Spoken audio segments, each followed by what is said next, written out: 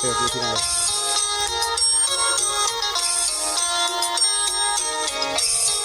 นี่เป็นผมเลยจะต้นใจ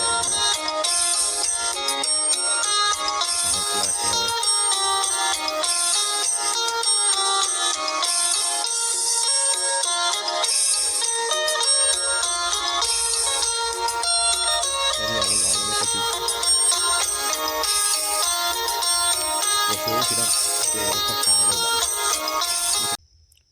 กระสักท้ายพี่น้องสบายดีงามเศร้าๆพี่น้องเลย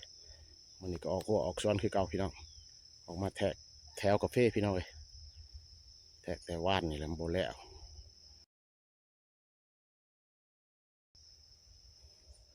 สามแทกแถวกาแฟ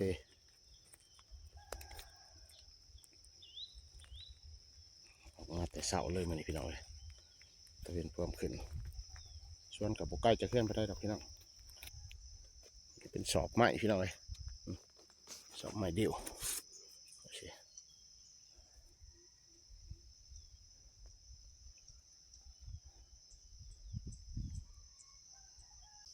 พี่น้องเสือมันก็สิได้มัดปมไปสินี่ก็ปลูกโบดทีพี่น้องเลยปกติก็ปลูก1 เมตรชาติเก่านี่ก็มาปลูก3 คูณ 1 เมตร 5พี่น้องปมหนึ่งนะ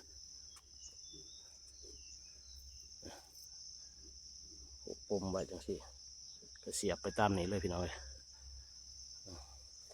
ล่วงแถวแบบนี้1 เมตร 3พี่น้องแต่ว่าล่วงกว้างทัน1 เมตร 5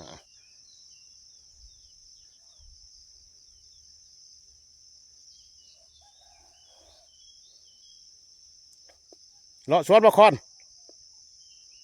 เลาะสวนกาแฟวะเลาะเบิ่งกาแฟเป็นร้ายอยู่บ่ปีนี่มันมีหมากเนาะหมากโบราณว่าแล้วมันบ่อยากจับโอ้เจ้าของสวนขางกันเลยพี่น้องแทกแถวกาแฟยังว่ายังบอนเดียวนี่แหละบ่ได้ปลูกแทกซ้ำฮะ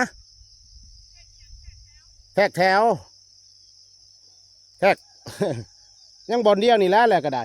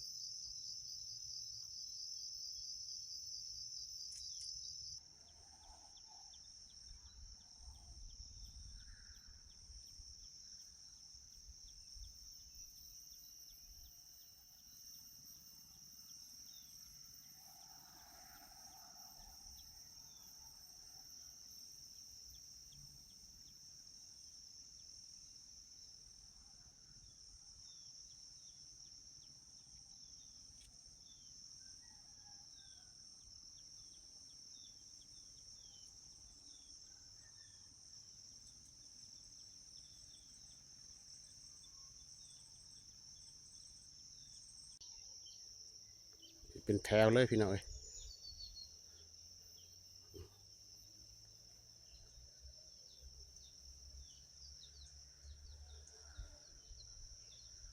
แถวเสียหญ้าก็ง่ายพี่น้องเพื่อสะดวกเสียหญ้าแหละก็ทั้งเป็นระเบียบพร้อมพี่น้องเนี่ยเป็นแถวก็สิงามเก็บก็ง่ายเสียหญ้าก็ง่ายพี่น้อง ก็ยังหลายเติบอยู่พี่น้องเลยบ่ทันแล้วมันสิได้แทกก็ประมาณ2,000ปลายแหละพี่น้องหรือ3,000นี่แหละต้นกาแฟก็ได้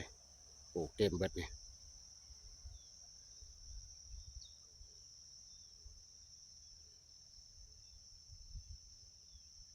เป็นแถวสิพี่น้องเลยเสียบแล้วแถวเป็นทันเลย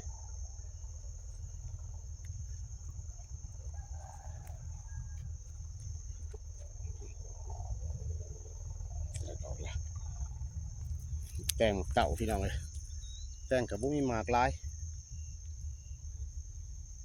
เป็นดอกมีแต่ดอกพี่น้องเลย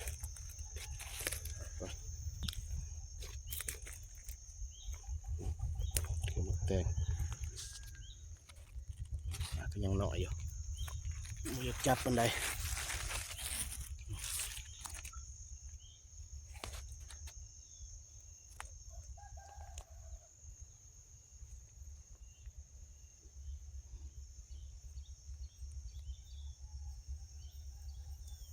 ก็ยังลายมือเติบดอกจังสีแล้วพี่น้องเลยแทกผู้เดียวกระแดดออกละแดดแห้งละพี่น้องเลย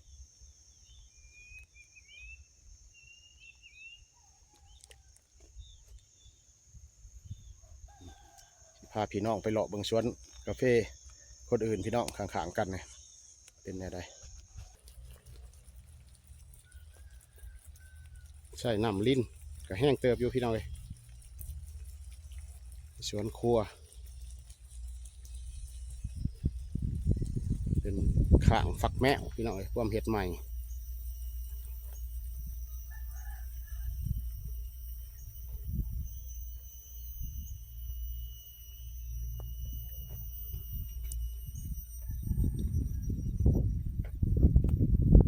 พี่น้องเลยกาแฟเป็นดกเลยบ่เห็นเจ้าของสวนผมจะไปใส่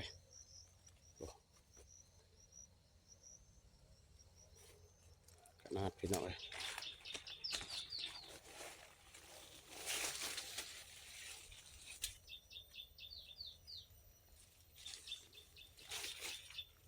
กินก็สิได้หลายเติบอยู่ดอกพี่น้องนี่อยู่นี่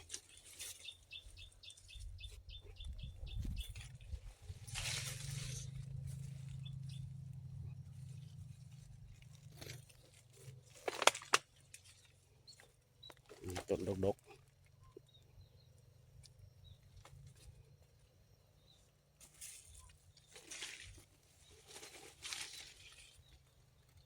อยู่นี่เป็นเฮกตาร์พี่น้องเลย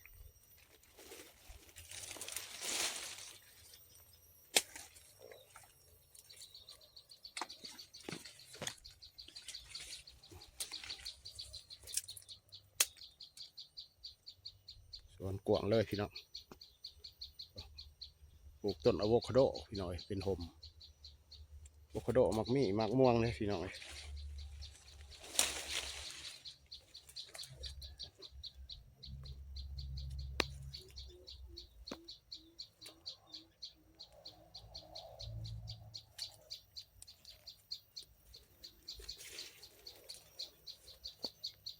ว่าดกหลายพี่น้องดกแห้งต้นแห้งขนาดพี่น้อง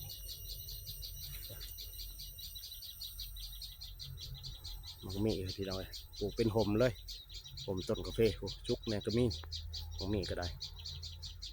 ชุกไปนำมักมีอะโวคาโดปลูกเป็นโฮมพี่น้อง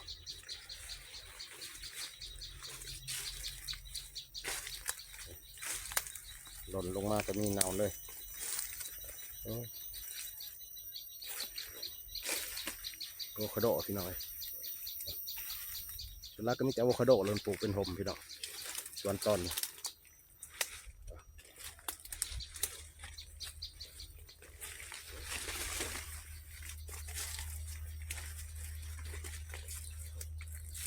เป็นทันเป็นแถวเป็นระเบียบพี่น้อง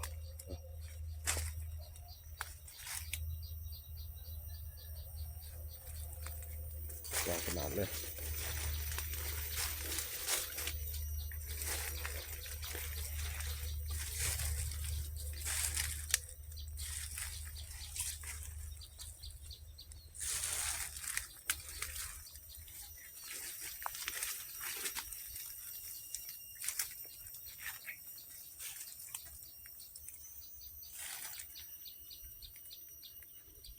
นกพี่น้อง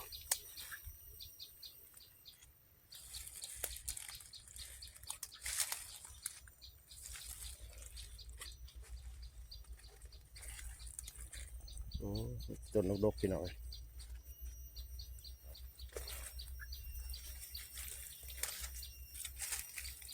ว่าดกแห้งแหละส่วนต้นนี้พี่น้อง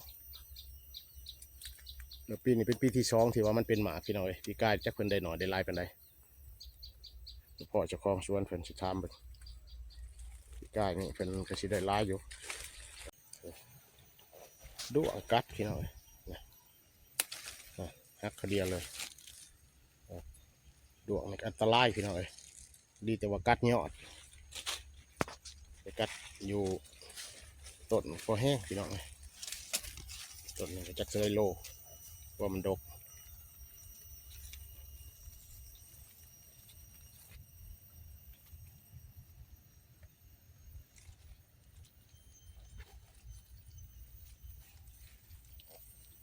เจ้าสวนกับพ่ออยู่ได้พี่น้องราคากาแฟคือกระเมือนี่กับพ่ออยู่ได้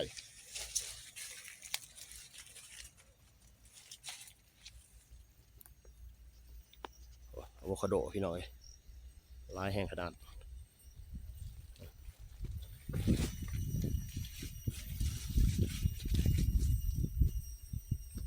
กาแฟปลูกอะโวคาโดน้ำพี่น้องเป็นโฮมไปน้ำขายกาแฟเนี่ยขายอะโวคาโดเนี่ยลายเลยพี่น้องอะโวคาโด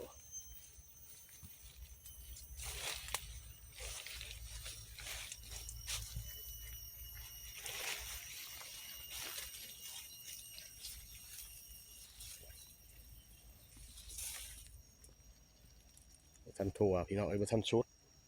ก็กว้างขนาด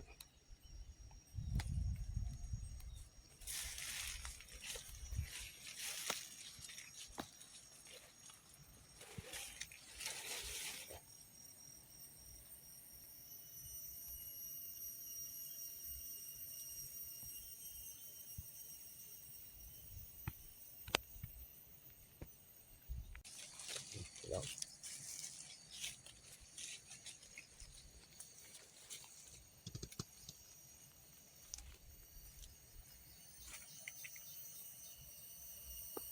เดี๋ยวลงมาเป็นน้องป้าพี่น้อง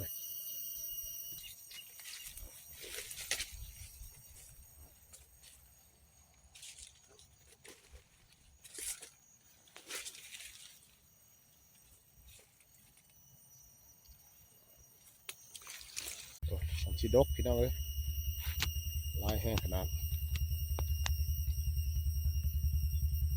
เป็นจุดต้นจุดหอดปลาย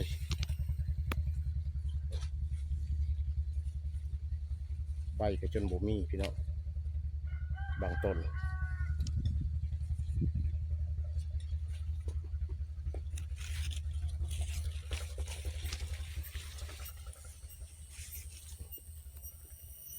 ลายแห้งเลยเก็บแต่คนเก็บก็เชิงชิมาไทยพี่น้องเบิ่งอีกทีหนึ่งพี่น้องดูว่ามือหนากันพ่อจะคล้องเพิ่นไอ้ที่ถามเพิ่นปลูกเก็บต้นแท้อยู่นั่น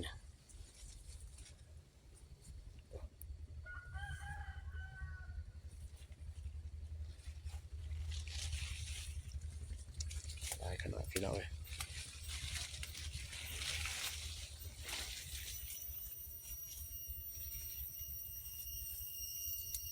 ต้นนี้ดวงกัดพี่น้องหักเลย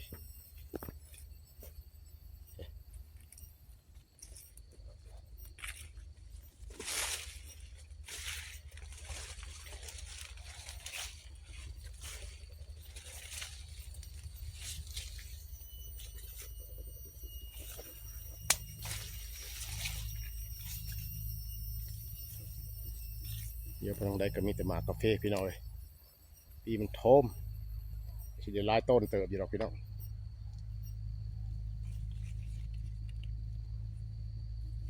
น้ำเก็บอาชีพชาวสวนนี่ก็ทุกข์แห้งได้พี่น้องเอ้ยบ่ได้อยู่บ่ได้เศร้ากับพวกกับสวน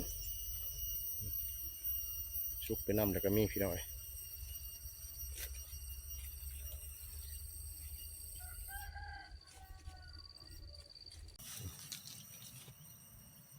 พี่น้องเอ้ยยังลงไปลุมผลอีกกวางเลยพอแห้งพี่น้องเอ้ยกันชีเลาะก็ได้เลาะให้ทั่วนี่ก็